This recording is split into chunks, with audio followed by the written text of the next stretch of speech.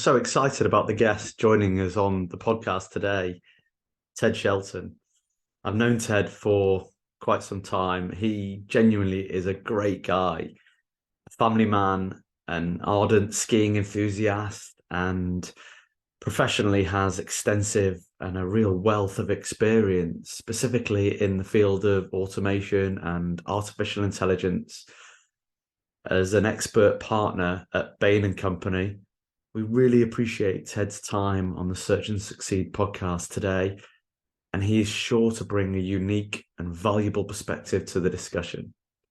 So sit back, relax, and get ready to dive into some insightful conversations with Ted. Welcome, Ted.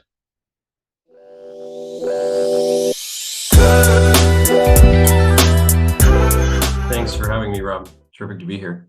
Yeah. Ted, you and I have known each other for some time. Obviously, you're based on the West Coast and I'm in the UK. And even though we both do international travel, it's quite bonkers that we've never met face to face, but we've had a number of morning coffee conversations, which always brighten up my day. Well, and from morning for me anyway. Morning for you, absolutely. Yeah, given the time difference, but yes, yeah, wonderful to always be able to connect with you as well, Rob. Yeah, and I know you're such a busy guy. Sometimes I'll send you a text message at what's like 5, 6 in the morning, and you respond. So I do wonder what time in the morning you get up, because I know that with the East Coast and with you working globally, you've got to be up and working at such a time frame, such a capacity. I'm really keen to talk. Joe, David, and I are really keen to learn about you, Ted, and talk about the generative AI and ChatGPT subject that is so at the tip of our tongues at the moment, and I'm sure all the conversations you're having with your clients. But I also thought, I thought it'd be great to also just chat with you about you a little bit and get to learn about what drives Ted. As I'm sure there's lots, both work and non-work. Something I ask on all our podcasts is about the phrase "search and succeed." So I was just keen to get from your perspective when you hear the phrase and when you what it means to you and how it resonates with your thinking. Yeah, I think it's a great name for a podcast, obviously there's the connotation around the business services that you and your firm offer, but for me, when I think about Search and Succeed, I think about sort of the life journey that I hope that we're all on, in which we are curious, lifelong learners, and where we are open to the world, open to possibility, open to the change, being adaptable, especially now. And we'll talk more about ChatGPT and the changes going on in that particular technology domain. But I think all of us in our lifetimes have experienced tremendous change, global change, political change, climate change, but technology change, I think, being one of the really positive kinds of dimensions of change, which has resulted in our having to reinvent ourselves and having to say, for us to be successful, how do I think differently about my life, my career, my aspirations? And so for me, Search and Succeed is the constant activity of searching to understand the world and adapting ourselves to be successful in that changing world. Yeah, brilliantly put. Everyone's got a different answer for it, and I love that one. I think the word that you used there is open, which is probably open and agile, which is probably on the basis of where we are right now and how much AI is going to impact us or change the world in the next 10 years, that we have to be open-minded to what success will look like. And what about you, Ted? As far as you as a person, what drives you? What motivates you? What do you look for when it comes to success and happiness? Well, I think, for my entire career, I have lived at the intersection of business and technology. And, all the way back to my first job while I was still in high school, and I had a job as a programmer, software developer, and seeing how these machines could be programmed to create new experiences. And it happened to be a game company at the time, but it was sort of this recognition that these machines were capable of doing incredible things. Even then, I think when I first started for California Pacific software company, I had an Apple II on my desk with 32K of memory, and I was really excited the day it got upgraded to 48K of memory. And I just, from that time on, I wanted to be right at that intersection. So that's what gets me out of bed in the morning, is seeing, I'm what people call a tech optimist. I feel like the technological change that we are capable of bringing about in the world is the only dimension that humans have to save ourselves from all of the harm that we also do to the world. But I'm quite optimistic that we will succeed in doing that. And when you, it appears that your work is a big part of your passion. My question to you about what drives and motivates you, I suppose the first thing that comes is the work that you do and the world the tech world that you live in. I know that you're also, you got wonderful family and wonderful daughters, and who are very successful in their own right now. How do you find that you manage your work-life balance over your career, Ted, even through to today? Well, it is definitely a challenge. My youngest daughter, who's now 19, continues to remind me that I missed her 9th birthday because I was off on a work trip.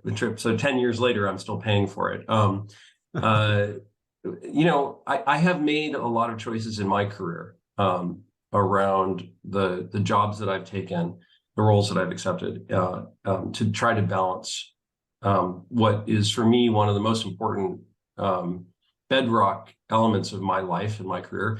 I mean, I think that family and friends are the thing that ultimately provide the source of meaning for everything else that we do in our lives. And so I am always trying to optimize for that. And, maybe I'd be retired on an island flying around in a private jet now if I'd done some of the other things that were offered to me as job opportunities. But I haven't done those things because I said, actually, I want to be there for that dance performance that my daughter is in. And if I take this job, I'm not going to be, which does not mean I haven't pushed hard, right? I've always been leaning in and saying, okay, how am I going to go and do that next thing? But it is, you do, everybody has their own line. I mean, I remember saying to one employer who wanted me to be available for 3 a.m. video conference calls because their headquarters was overseas. Right. I said, no, you know what? You can have me from 6 a.m. to 10 p.m. Now, a lot of people will be like, what? 6 a.m. to 10 p.m.? Yeah. And I said, Monday through Friday, right? But my weekends and I need time to sleep. I need time to be with my family. And I'm drawing a line. And we all draw a line differently, but that's the balance. And some people would say, like my daughter complaining that I missed her 9th birthday, that I haven't always drawn the line in the right place. So we all try. Yeah. And some people, I think, would say that 6 a.m. to 10 p.m. isn't maybe sustainable. And it can... Well, it can't be every day. But I'm just saying, no, you cannot have me before 6 a.m. or after 10 p.m. Yeah. In whatever time zone that I happen to be working for you in, right? So if I'm in London, it's a different 6 a.m. and 10 p.m. But yeah. Yeah. Yeah, exactly. I think the work-life balance thing and how you look back on your career and look at what you've achieved and where you've got to. There's always moments where, as you say, you could have taken a different decision, a different path, and ended up, I suppose, in ultimately a different place, right? But I think a lot of the conversations that we have on this podcast around success isn't that success is how well you've done in your career. It's not necessarily, what the position you are in your organization. It's success with your family and with your kids. And, it's nice that your daughter only remembers one birthday that you weren't there for, because there's other people that get, 5 or 6 thrown at them. And that's probably quite a successful outcome, I'd say, for someone that's got to your level in your, in business. Yeah, no, and 6 a.m. to 10 p.m. is certainly, fairly generous in terms of offering your day up to people, isn't it? So, I'd really like to understand, earlier on in your career, how you were founder and CEO of kind of scale up businesses. As you've moved, from being an entrepreneur and what that meant to you, moving more into the corporate world, what kind of lessons did you learn? What could you take with you to make you really successful as a leader in that different environment? And also, how that helped you learn to engage with clients. Obviously there's a difference in those two worlds, but clearly there's some translatable skills. So just keen to understand what you felt you could carry across. Sure. Well, I think the differences between the roles have many different dimensions. I think when you're in a small company, your ability to influence the future of that company is potentially 100%, right? You're sitting alone in your kitchen. Your small company is one person. You are in complete control of your destiny, right? Whereas when you're in a very large company, and Bain and Company, which is where I am currently employed, is 15,000 or more than 15,000 employees globally now. My ability to influence the future of Bain is very small. And so, that's one dimension. But then the other dimension is when you're in a very large company, you have a pretty big landscape to operate in. So at Bain, we have the good fortune to be trusted advisors to some of the largest companies in the world, the most senior executives of those companies, and working on the hardest problems. And as a small company, you have trouble getting through that door. You don't get the attention of the large company CEO and get a chance to talk about the biggest problems. So there are pretty big dimensional differences in the life and the role. I think as a small company, as a startup, scale up executive, the challenge is always the three-legged stool of, do I have the financial resources? Do I have the people resources? Do I have the market access to be able to scale up? And you're constantly with one short leg. So, you might succeed in raising that next venture capital round, but then how am I going to get the people to be able to go and take advantage of that capital raise? Or you may be short on capital and you may be saying, how am I going to make my next payroll? Right. So I think that's a set of challenges that you're constantly in the middle of as a scale up CEO. And in the large company environment, I think the dynamics are so different. I was the chief strategy officer and a publicly traded company called Borland in the early 2000s, and there our set of challenges had to do with we have this 1,500 person organization, and to be relevant in the future, we have to get those 1,500 people working and thinking differently, right? And you have to take a battleship and turn it, right? And even as a member of the executive team, even as one of the most senior people in the company, the ability to move that ship, it was inch by inch, as opposed to, hey, we can pivot 180 degrees and go do something different, right? So yeah, different challenges, equal in excitement, I would say. And I think a lot for the individual who chooses one path or another comes down to, what is your particular personality type, what excites you, what gets you out of bed in the morning, but also where are you in life? It is much different today, now that all three of my daughters have left home and have lives of their own. It's much different today for me to think about, hey, how am I spending my time? Am I sleeping under my desk? Versus being able to be home with my family. Whereas also, though, being later in my career, I'm saying, what is the opportunity to maximize my income for my retirement, right? You have to think about that too, right? So there's lots of different dimensions that come into these things. Sure, it all makes a lot of sense. And we've spoken about you focusing your career at the intersection of technology and business. And I think bridging that gap is something that is super important for consulting organizations, strategy organizations, system and service integration type businesses. But one of the main focuses for you, at least in recent years, has been the automation and AI space. And I think AI is for many people is a fairly new phrase, but it's actually come in many guises over the past 20 years, probably longer than people would expect. So when did you get into that space? Mm-hmm. Well, it's interesting. There's actually a recruiter call, going back to the search and succeed theme. Those recruiters. Those darn recruiters, right? No, it was a funny moment. It was actually, so I think we all have these opportunities where, if you put yourself in the right place, then opportunities will show up. And being in the right place in the right time gives you that opportunity that you then have to choose what you do with it, right? Mm-hmm. So about 10 years, actually a little more than 10 years ago now, I received a call from a recruiter from IBM. And the recruiter said, hey, we're trying to identify some senior leadership to join our IBM Watson division. Mm-hmm. And I was very happy where I was, but I always have these conversations. I'm always open to the world. I'm going to learn, because you don't know what the outcome of that learning experience is going to be. And in this particular case, it wasn't to go to IBM. I didn't do that.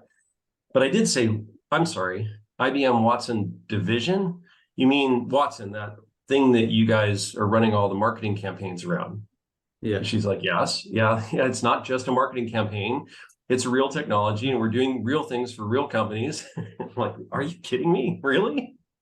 Right. And it was a real wake-up call for me, to say this topic that actually I'd been very interested in college around natural language processing and artificial intelligence, neural networks, but had always been kind of a toy that we hadn't managed to do much pragmatic work for the enterprise with.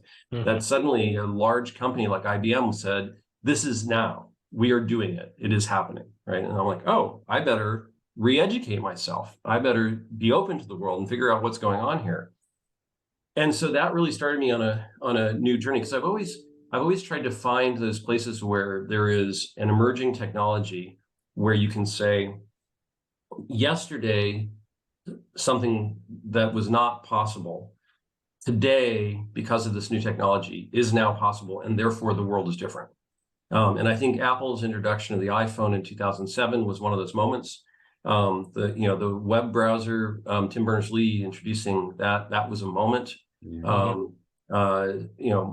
Mark Benioff, no software, introducing really, not that he was the only one doing it, but he really drove sort of the thinking in the marketplace about cloud and SaaS models. Mm-hmm. Right? That was a moment. And this was a moment. Watson was a moment, when you said, actually, there's something different now. And it's taken 10 years to get to where we are today, with people like me saying, no, really, the world is changing.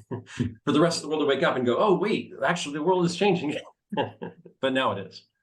Yeah, absolutely. So your position at Bain today, what does that encompass? What are you doing for the organization? What are you doing for your clients? Mm-hmm. So at Bain & Company, what I am is what we call an expert partner. And so we distinguish between industry partners and partners who have particular competency areas. So an industry partner would have some vertical expertise. They would understand the insurance industry, but not necessarily any of the technical or even business concepts that sort of drive the way a different part of the insurance company would operate. So we might say, oh, well, we have a procurement expert, and so every company needs procurement. That is an industry specific. In my case, I work with a group called Vector, which is our umbrella for all the technology practices, and my specialties are automation and AI and software development, which I spent my entire career doing. And so what happens then is, for any given client, and I work across every industry, when a question is coming on one of those topics, then the teams will say, hey, let's find an expert to help be an advisor on this case. When you talk about AI and software development, how do the two interact with each other? What's going to be the impact of AI on software development, Ted? It may be the first really large-scale implication of generative AI. There are already a number of companies that have brought products to market. Of course, Microsoft probably being the best known with what they call Copilot. But Google just announced a partnership with a product company to bring to market a competing way of doing software development, and Amazon also has a product in this space. So you've got at least 3 really big companies saying we are going to transform the way software development is done.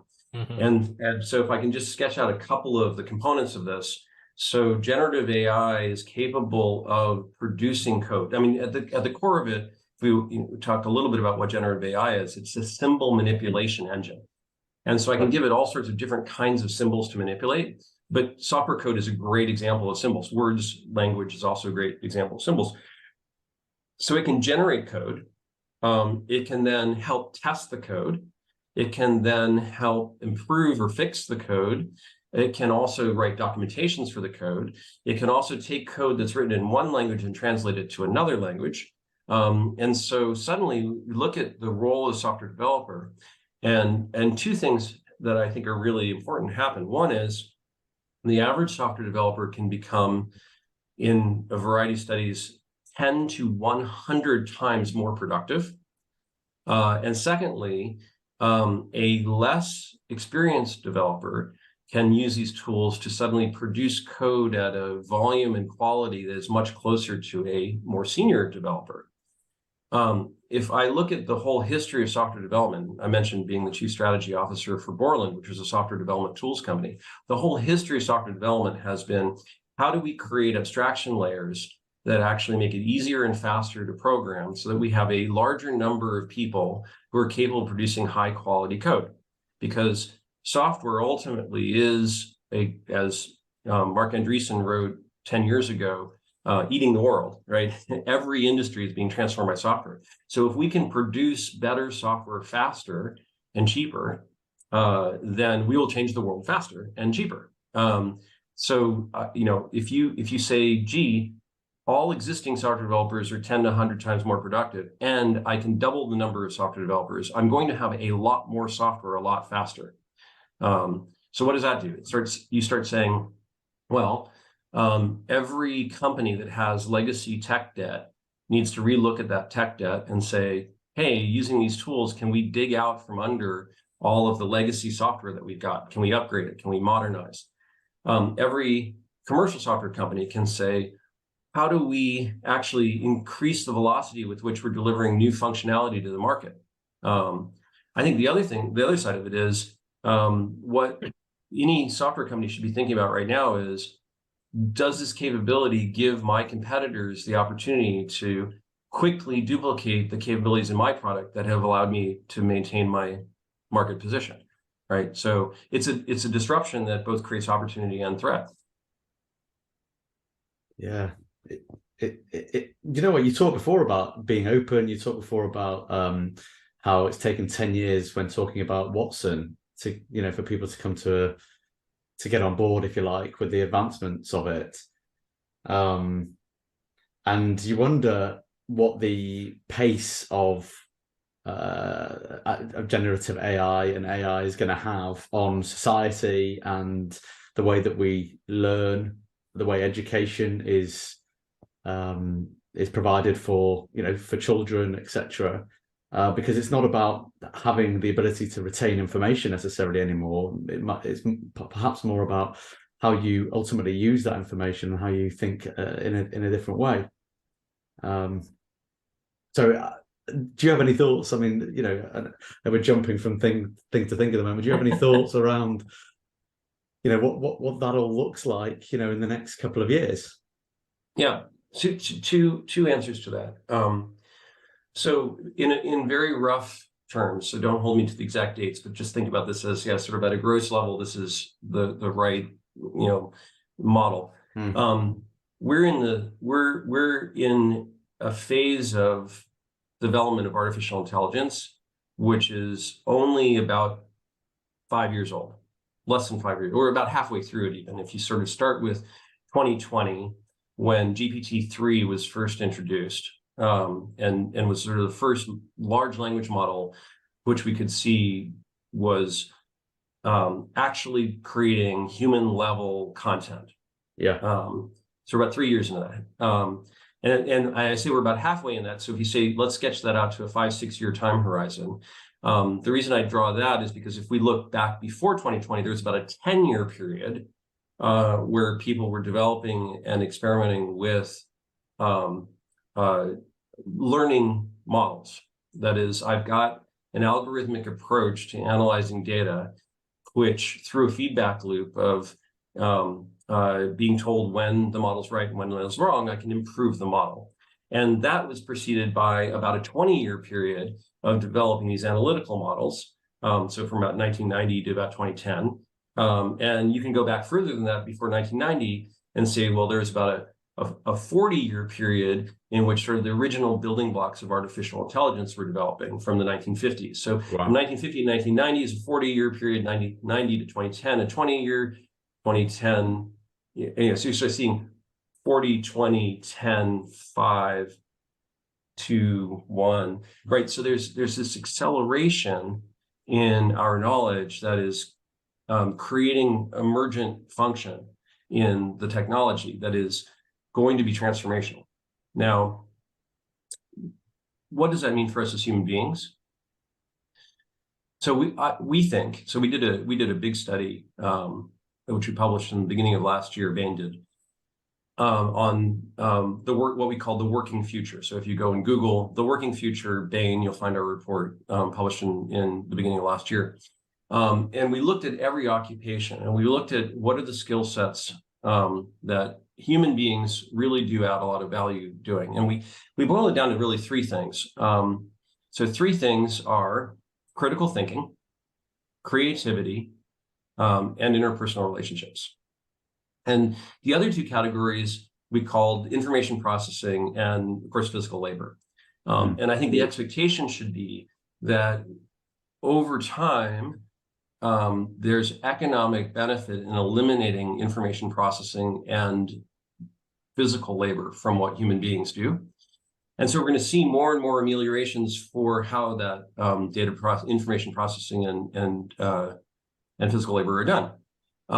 And so as human beings, what we need to do is focus on how can we enhance, or I like to use the word augment, our critical thinking, our creativity, and our interpersonal relations using that technology so that we don't stand still. Like those three things that are very human that we do that are valuable, it's not as if we're simply going to do those in a vacuum, right? We also need to continue to evolve in how we do those things. And so for critical thinking, how do I use technology to give me more information and more depth and more analysis of that information to help me think through an issue?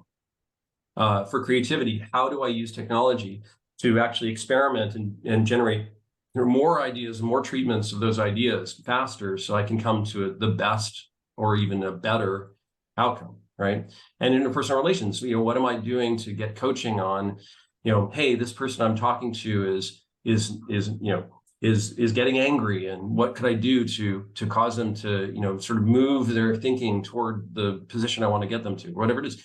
And so that's going to be the challenge for us as human workers in the future is how do we take those very human skills? How do we get better at them by being paired with technology? And, the technology has no agency. ChatGPT isn't saying, hey, let's go to the moon, right? Human beings say, hey, let's go to the moon, right? It's still human beings that have agency. And that symbiotic relationship between us and the tools we use is what is always for tens of thousands of years made us different from other animals, and will in the future for the next 10,000 years. It's so interesting to explore, all the different aspects of how AI can touch on our lives. And I know you described yourself as a tech optimist earlier, but I'm just interested to get insight into, we've talked a little bit about how it can change things, but actually how this kind of progression obviously has some positives, but every kind of human advancement has the positive and the negative aspects with it. just wondered what, perhaps it's in the vein research that you talked about, but what negatives have you considered, and are there ways to mitigate those? Just really understanding that more balanced picture. Sure. Well, let me delve into history to give two examples that I think are relevant today.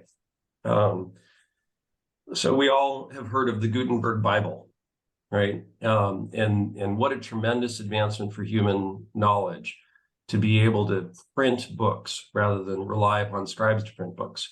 But one of the things we don't know very much about in general, like, as a common topic that we discuss, is the concept of indulgences and what the Gutenberg printing press did for indulgences. So an indulgence was a way that the Catholic Church would allow somebody to make compensation for some sin that they might have engaged in. And so you would, if you were a very wealthy person, you would pay the church and you would receive a certificate that said, God forgives you for, this particular transgression. And of course, back in the day when a monk had to write that, the monk would, have to consciously write down, all this information, and it was time consuming and expensive. And so there's a limit on the amount of indulgences the church could offer, and the price is high. Well, if you can print indulgences, you can imagine the kind of chaos that unleashes. Yeah. So I'm just giving you sort of one little example. But you can imagine all the things that were unintended consequences of suddenly having a printing press, right?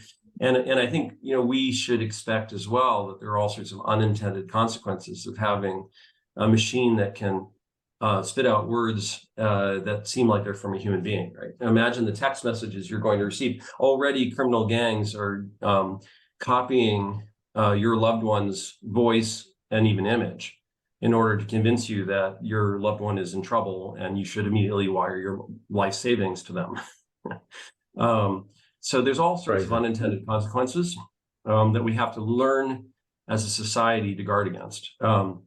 Another example, if you were a hand weaver at the introduction of the industrial age, you quickly found out that your labor, which you had learned over a long period of time to be able to perfect, was now worth zero in the economy. Because a machine weaving apparatus was able to duplicate what you could do in a day, in a minute. And it was very difficult for the hand weaver to suddenly reinvent themselves as a weaving machine repair person. And so I think we face both of those consequences of these technologies. And we talk about how fast this is happening today, but actually, weaving machines replaced hand weavers in a very short period of time in England. It was a period of years, not decades. And so created an enormous economic disruption. And I think we should expect, both the societal disruption of sort of the unintended consequences like the Gutenberg printing press, and we should expect the economic disruptions of occupations that we have long thought were protected from technology suddenly falling by the wayside.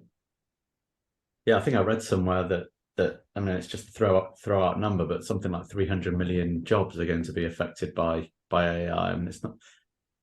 There was a recent report, and it may be understated. I mean, I think the question is not whether your job is going to be disrupted, but by how much. How much will the search profession be disrupted? Yeah. So do you think, Ted, there's going to be a case of working with the technology for a period of time before the technology eventually takes over many of the aspects? Well, David, I would actually pose it differently. I think if I look at it from the individual perspective, I think it is about how we as individuals redefine the value that we provide in the economy. And how do we adapt to using the technology in a way to enhance that value? So I am no longer going to add value in the economy by copying a cell from a spreadsheet from one document to another. I'm no longer going to add value in the economy by answering a phone and saying to the caller, the office hours are between 8 a.m. and 6 p.m., right? there's an enormous number of tasks that are going to start just shedding away from what the workforce does today. And so as a worker, then you need to be able to say, okay, what is it that I do? How do I do it in a way that adds value to the economy? And I think that's the real problem is we don't teach people to be adaptable.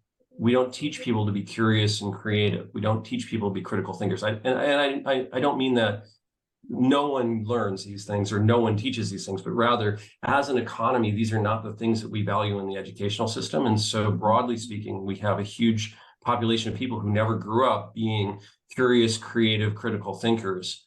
And those are the skills that we have to be successful in the next economy. So I do think it's an enormous challenge for us as a society to say, how will we infuse the population with these values? And what do we do for those people that aren't going to embrace that? Interestingly, the education system, those are almost the characteristics that the education system is trying to suppress.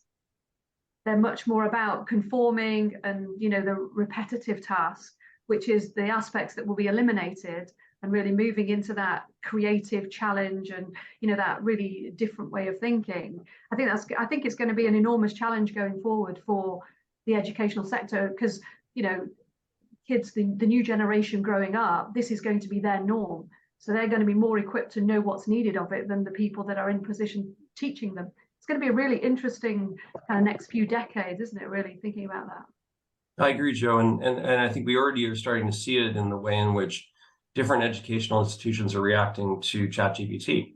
You know, we have on the one end of the spectrum organizations that say, you know, this is absolutely banned, it's cheating, you know, you're going to be expelled if we catch you using this, right?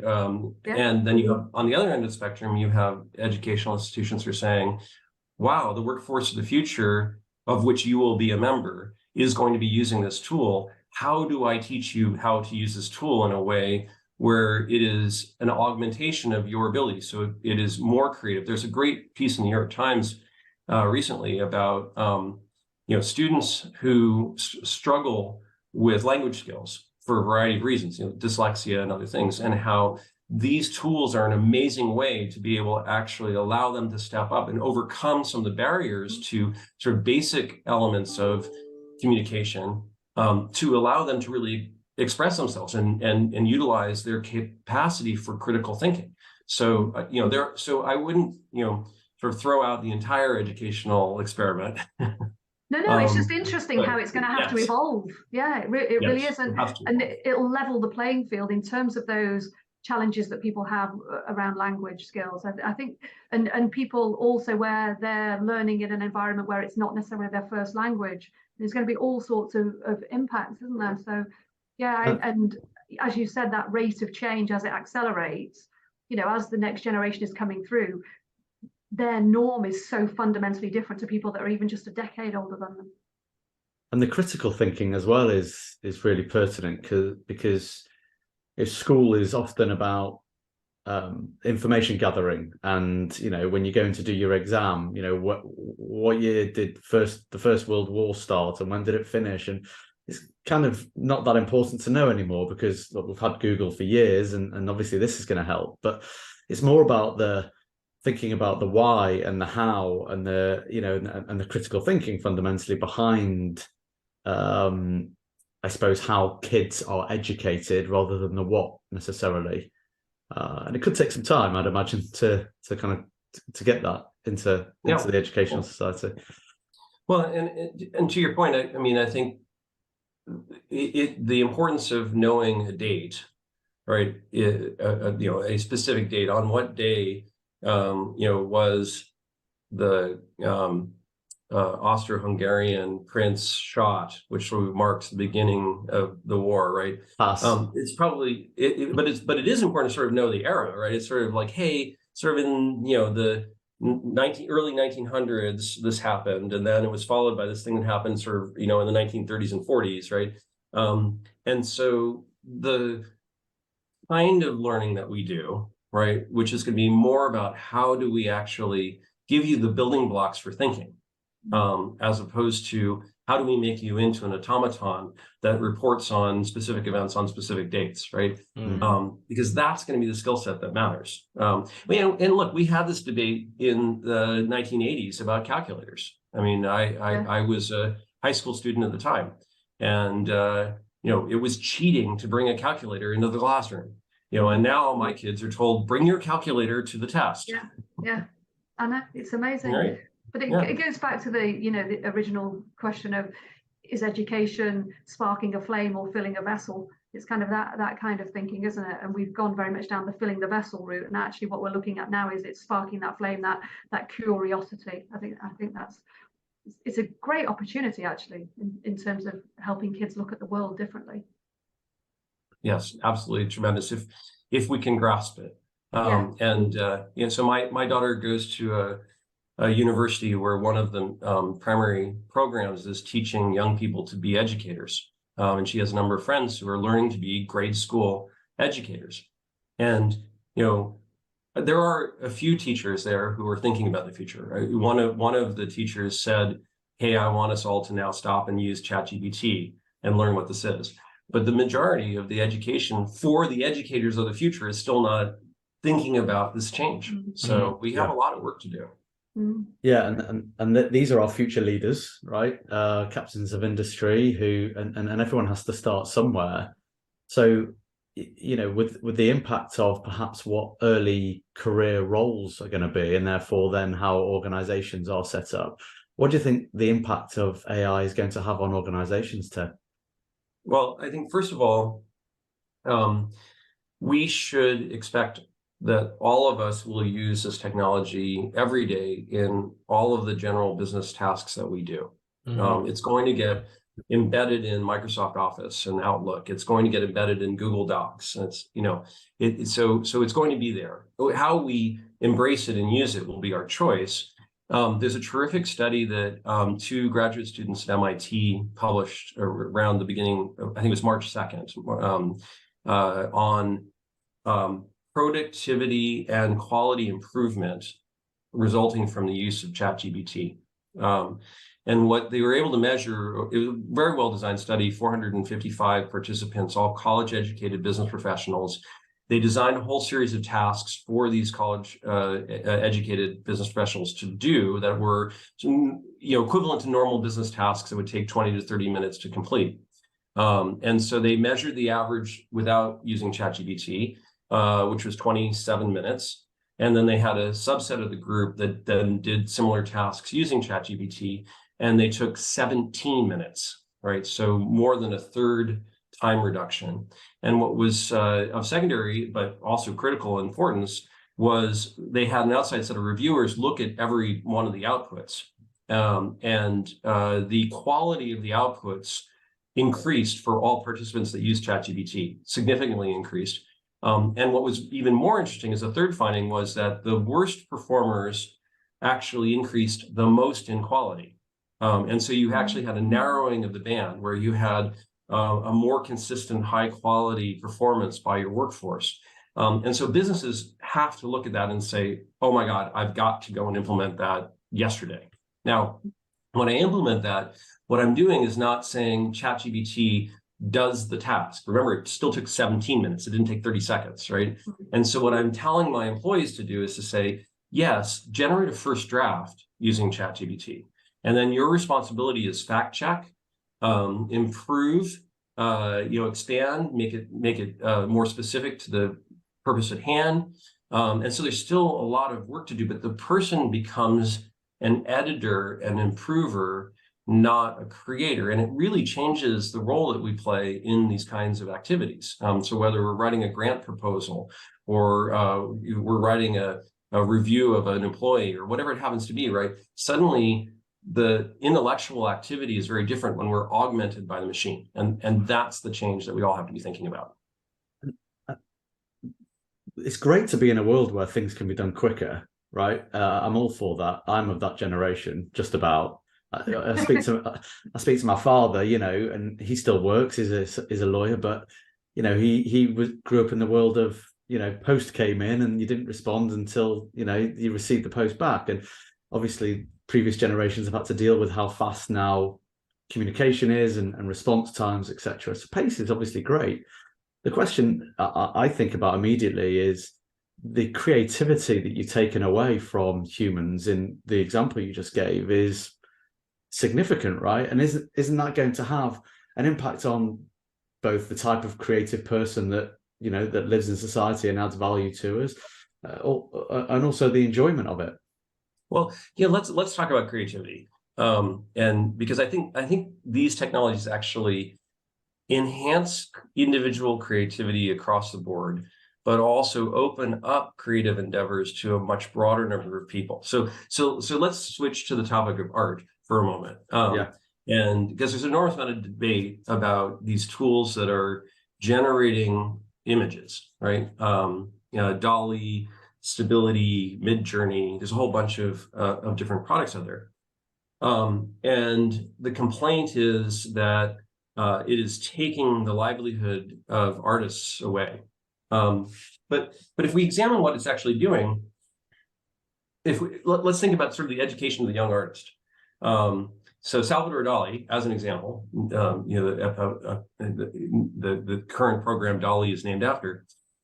He spent the first 15 years of his career having to study how to apply paint to a canvas. How do you wield different types of paintbrushes?